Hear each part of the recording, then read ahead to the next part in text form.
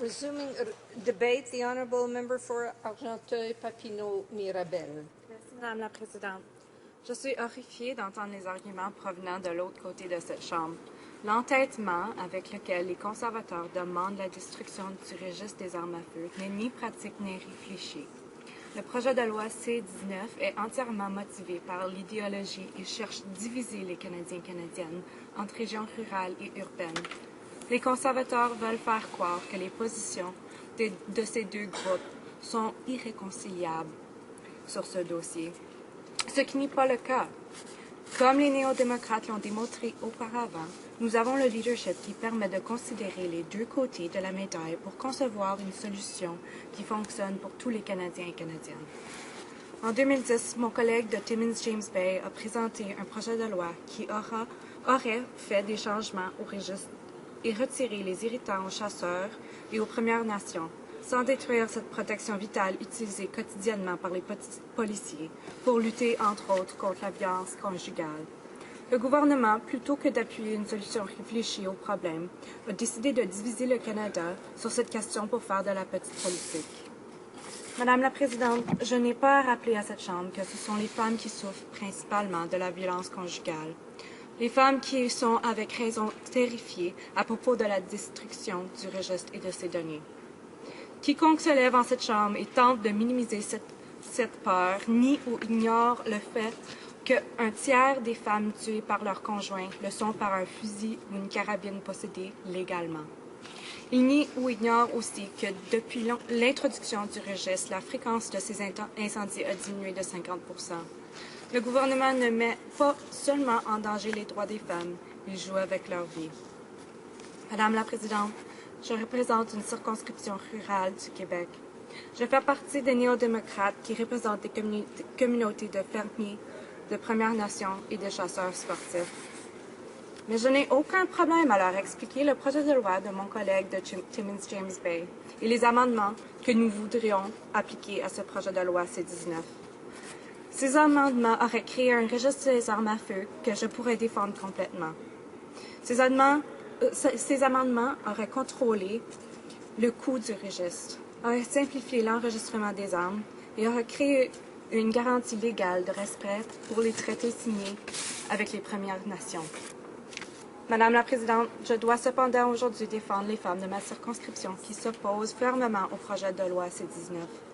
Je connais depuis le mois de mai André Larochelle et Carole Girardeau du Carrefour des femmes de la Chute. Cette organisation est un merveilleux centre pour femmes qui travaillent avec des victimes de violences tous les jours. Madame Larochelle a écrit la lettre suivante au Premier ministre le 6 décembre passé. Je vais vous la lire. Cher Monsieur le Premier ministre, vous n'êtes pas sans savoir que le 6 décembre est la date retenue comme étant la journée contre la violence faite aux femmes. Cette date fait référence à l'assassinat de 14 jeunes femmes à la Polytechnique de Montréal le 6 décembre 1989 par un homme qui les détestait juste parce qu'elles étaient femmes. Depuis cette date, au Québec seulement, 973 femmes et enfants sont morts et mortes de la main d'hommes violents. Ici, au Carrefour des femmes du Grand Lachute, nous combattons la violence faite aux femmes tous les jours. Tous les jours, des femmes de tout âge nous disent être victimes de violences, qu'elles soient psychologiques, verbales, sexuelles, économiques ou physiques. Tous les jours. Et maintenant, 2 décennies plus tard, et après avoir tant travaillé pour instaurer un registre d'armes à feu, le chef de notre beau grand pays, dont la démocratie est un modèle dans le monde, s'apprête à le supprimer. C'est incompréhensible et c'est inacceptable.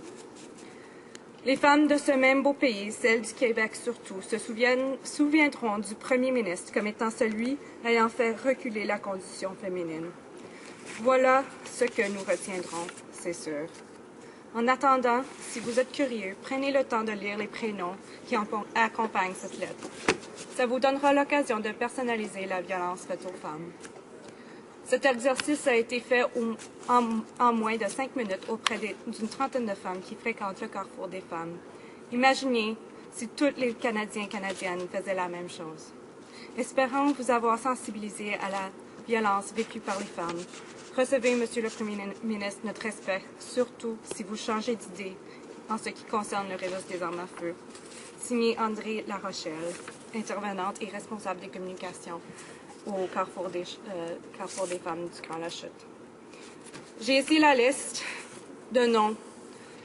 Vous incluez le nom Manon, Kim, Nathalie, Gaétane, Brigitte, Micheline, Gisèle, José, Nicole, Isabelle, Linda, Cécile, Paulette, Lorraine, Diane, Manon, Joanne, Sylvie, Linda, Jacqueline, Suzanne, Ginette, Carole, Sylvie, France, Pauline, José, Nicole, Tania, Laurie, Ronia, Selana, Cassandra, Ashley, Paula, Amal, Lucie, Rachel, Tanya, Lisa, Lori, Judith, André, Joanie, Chantal, Sandra, Karine, Lise, Lucie, Nancy, France, Danielle, Marie-Karine, Francine, Manon, Maude, Huguette, Chantal, Marianne, Sophie, Jacqueline, Michel, Thérèse, Jeanne, Kim, Mélissa, Mélanie, Jacinthe, Mylène, Micheline et Nathalie. Et ce n'est pas tout. Je ne les ai pas toutes lues, en fait. Et ce sont seulement une couple de victimes.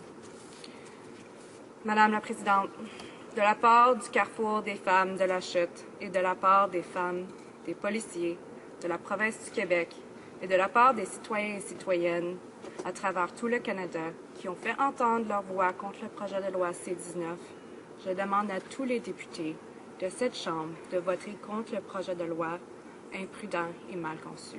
Merci.